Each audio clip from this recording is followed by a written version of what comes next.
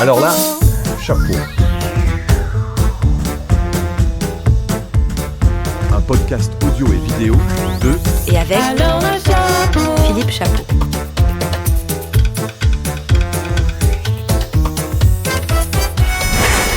Notre dernière rencontre, Hugo, elle date de la fête de la radio pour les 100 ans de la radio en France et le Paris Radio Show. En 3 ans, une belle évolution quand même et maintenant des projets d'ouverture en région, une BD, entre autres, l'Hugo Travers de Radio Londres. Aurait pu imaginer tout ça ? Pas forcément, je pense que j'avais toujours voulu et imaginé un jour pouvoir faire du journalisme et pouvoir faire ce travail-là.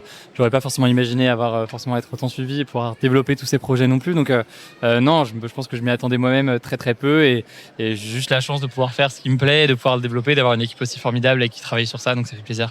Justement, Radio Londres, c'était un projet dans lequel il y avait le mot radio. Ouais. Est-ce que tu penses encore que faire de la radio aujourd'hui, comme l'a dit Guillaume Play, qui pour lui rien n'a changé de l'époque des radios locales. Est-ce que tu fais aujourd'hui sur YouTube ce que tu faisais quand tu avais Radio Londres ?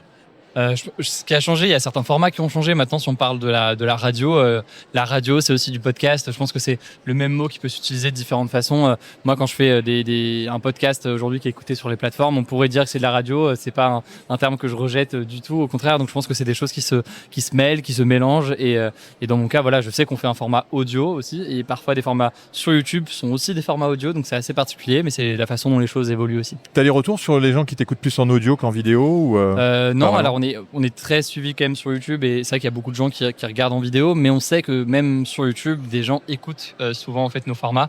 C'est surtout le cas des longues interviews et donc il y a cette dimension d'écoute qui est quand même assez importante.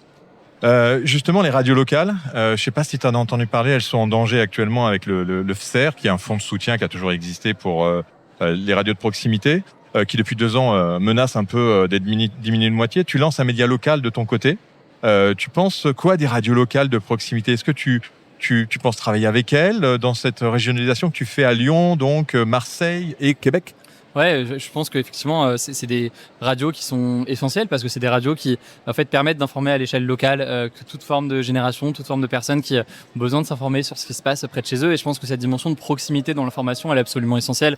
Elle est parfois oubliée ou mise de côté. Parfois aussi, l'actualité nationale ou internationale prend le dessus. Et je le vois moi-même sur la chaîne. On parle beaucoup d'actualité internationale, à juste titre, mais il faut aussi informer à l'échelle locale. Et je pense que ces radios ont évidemment un rôle essentiel à jouer dans ce cadre-là. Tu as travaillé, toi, dans des radios locales Non, moi jamais. Non, Radio Londres, c'était une sorte de radio locale. Ouais, alors c'était plus un site internet effectivement, mais j'ai toujours été intéressé par le format audio. Ouais. Le fait de l'avoir appelé Radio Londres, c'était quoi l'idée derrière ? Avant ça, en fait, c'était une référence au hashtag Radio Londres qui était utilisé sur Twitter pour annoncer les résultats des élections présidentielles avant 20h.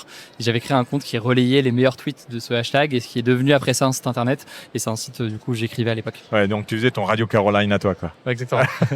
Ce projet justement de région, quels sont les signes qui t'ont donné envie de te lancer dans ces villes ? Une envie d'informer davantage à l'échelle locale. Ça paraît très simple dit comme ça, mais c'est vraiment le cas. C'est-à-dire que y a eu une envie de pouvoir répondre à cette demande-là auprès de notre public qui s'informe sur l'actualité internationale, mais veut aussi s'informer à l'échelle locale. C'était essentiel pour nous de le faire et on commence là. On verra comment est-ce qu'on le développe ensuite. Ah oui, donc t'as quand même des plans. Il y aura peut-être d'autres choses après, on verra. D'accord. Tu as une véritable approche journalistique neutre qu'on croise de moins en moins quand même aujourd'hui avec des médias traditionnels qui sont souvent politisés et qui indirectement traitent l'info comme dans certains angles. Les jeunes se retrouvent plus chez toi. Si tu avais des idées à proposer aux radios hertziennes aujourd'hui, je ne sais pas si tu en écoutes. Est-ce que tu écoutes la radio J'écoute la radio le matin en me levant, souvent des journaux le matin et des émissions de temps en temps. Donc, ce serait quoi les idées que tu pourrais leur glisser ? Je dis pas les conseils parce que c'est pas une idée de donner des conseils, mais qu'est-ce qui te dérange par exemple le plus quand tu écoutes la radio ?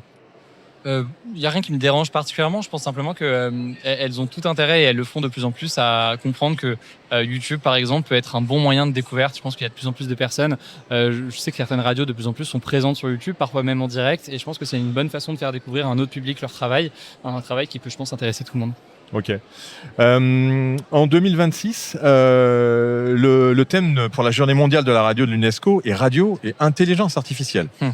Alors, il se trouve que je suis le coordinateur de cette Journée mondiale de la radio. L'UNESCO m'a donné cette chance.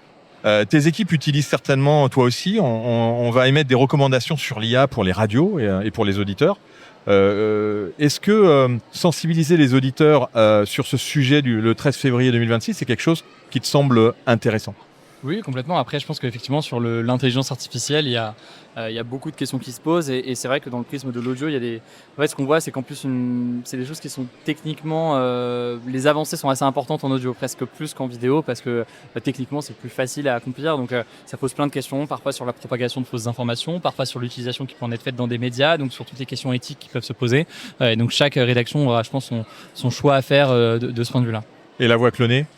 Tu as dû trouver ta voix clonée partout, alors, non ? Je l'ai vu cloner partout, parfois pour propager des fausses informations, malheureusement, avec des gens qui reprennent ma voix et diffusent des fausses infos. Ouais.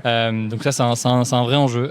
Mais voilà, nous, on l'utilise pas aujourd'hui. D'où l'important d'aller sur le site Hugo Décrypte et pas autre part pour avoir l'info. La radio, c'est encore dans beaucoup de pays du monde la seule manière de rester informé lors de catastrophes de coupures électriques. C'est une chose à laquelle tu penses ou pas du tout ? Parce qu'il y a quand même beaucoup de pays dans lesquels la radio est encore le média principal pour l'écoute et l'information. Non, bien sûr, et ça montre qu'il y a une vraie complémentarité qui est nécessaire entre les différents formats, complètement. La BD, pour terminer, c'est ma dernière question. C'est aussi quelque chose que tu avais envie de faire ? On t'a demandé ?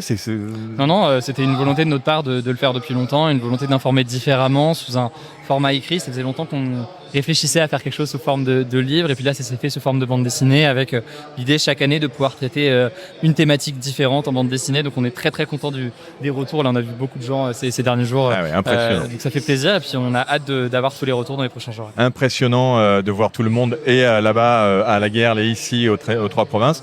Dernière question, j'en ai parlé avec tes éditeurs. À quand le livre audio ? Ah bah on verra, pourquoi pas. Alors une bande dessinée en livre audio, ça c'est compliqué. Ça peut se faire, mais ça... Les Tintins, elles sont géniales de Radio France. Je vais découvrir ça, je vais regarder. Écoute, ça. Tintin de Radio France, tu vas voir, ils ont fait je vais découvrir tout ça et on en reparlera. Merci beaucoup. Alors là, Chapeau. Un podcast audio et vidéo de et avec Philippe Chapeau.